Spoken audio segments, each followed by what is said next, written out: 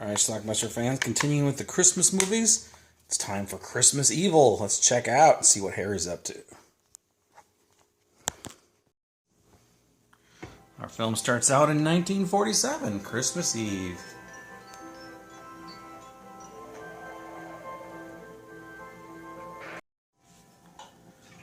And the kids are seeing Santa Claus.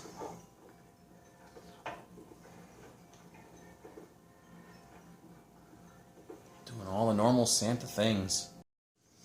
Dropping off presents like Santa Claus does.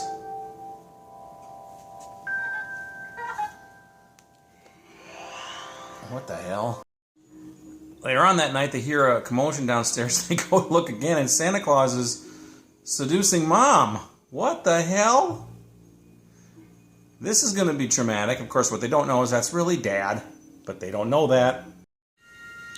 As Santa Daddy keeps making the moves on Mom, little Harry upstairs broke a little globe and then cuts himself. And he's going to be in for a long life.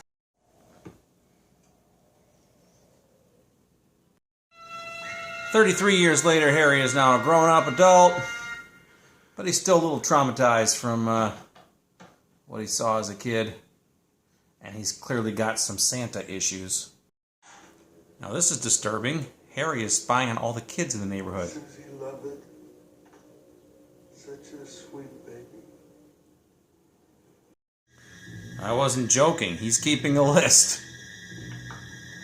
Tells fibs, is conceited, talks back, lies and exaggerates, shoots spitballs.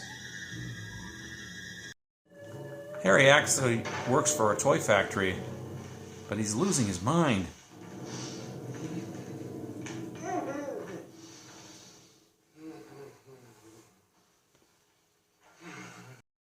So what does a disturbed man with Santa issues do? Well, he sews himself a Santa suit.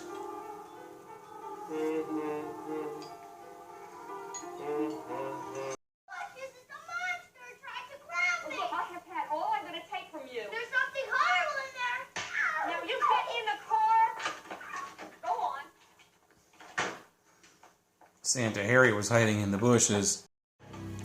Harry decides to steal a bunch of toys from his work.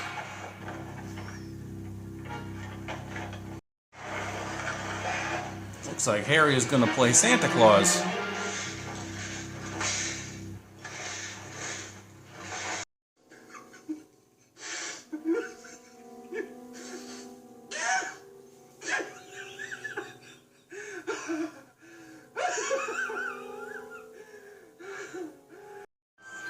So he stops off at an orphanage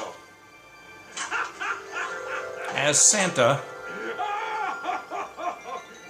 You'd better get some of the staff. I'll wait here.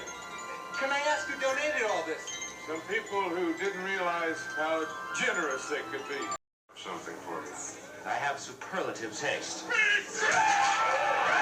Santa got a little stabby there. And he's got an axe.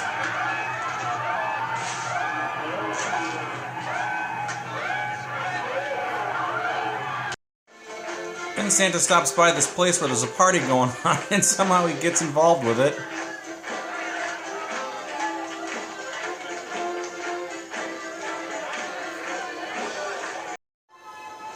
Then he stops by another house and tries to go down the chimney, but he's too fat.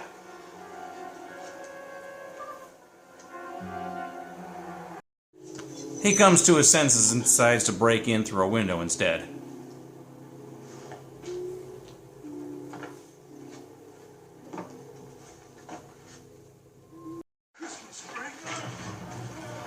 This is a guy he knows, and he decides to smother him.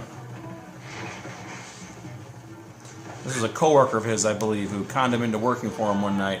Frank. He's not able to completely kill him, so that ought to do it, though.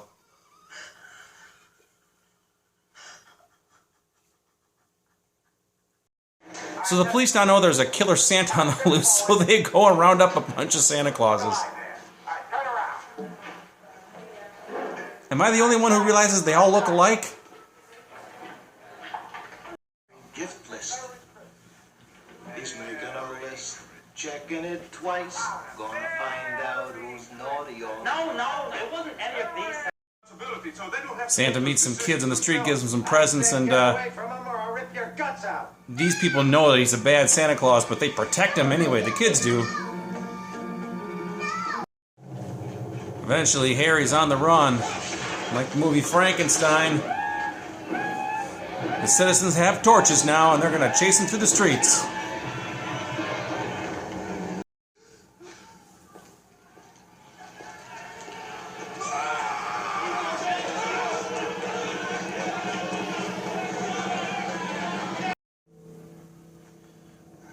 That's his brother Phil. Oh my God. I knew it was you. Hey, you were right, Phil. I'm a failure. They get into a scuffle, and Phil ends up choking him.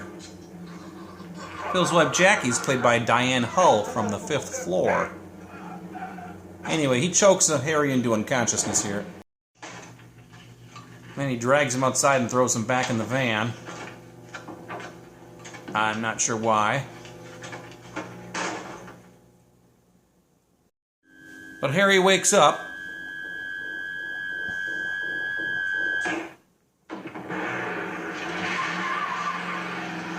And away he goes.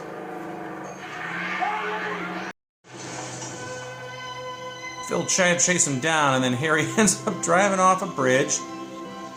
Now, is he committing suicide here? and to all a good night. Wow, that's quite a film, quite an ending. Troma put out this DVD. I actually have this on another DVD as well with Silent Night, Bloody Night, a double Christmas horror movie thing. So anyway, this movie, the tone of this movie really reminds me of a film called Don't Go in the House, which I believe I reviewed prior in the past. And just a kind of a low budget, weird guy, a cast of virtually nobody, lonely guy, misunderstood guy, and he ends up killing people. And that's what we have here in Harry. Harry was traumatized by Santa Claus ravishing his mom in 1947, never got over that, and then years later he has some Santa issues, dons a suit, and kills a few people, but gives away a lot of presents too to some kids. So, God, just a weird movie. Now, there's been some debate in this movie about the ending scene there, where we see the van fly off the bridge, and some people say he's committing suicide, but it looks like it's taking off. He's got a sleigh on the side of the van, and it looks like it's blasting off into towards the moon like he is a real Santa. I don't know. And that weird scene in the beginning when Santa was in the house and it was his father in the Santa suit, and then when Santa went up the chimney, he like went right up. It was like it was magical. I don't know.